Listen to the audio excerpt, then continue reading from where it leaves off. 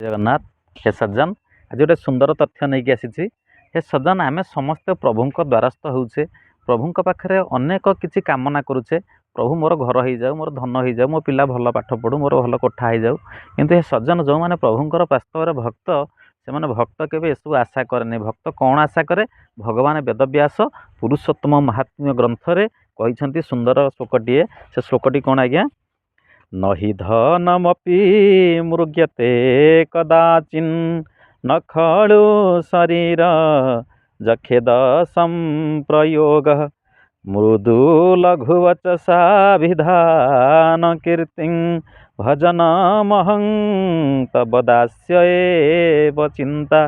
भक्त सबले कौन करे हे सज्जन भक्त सबले ये श्लोकर अर्थ हेउछि जो माने भगवानंकर शरणागत प्रभु पाद पद्मर शरणागत से माने केबे हेले धन पाई प्रार्थना करंतिनी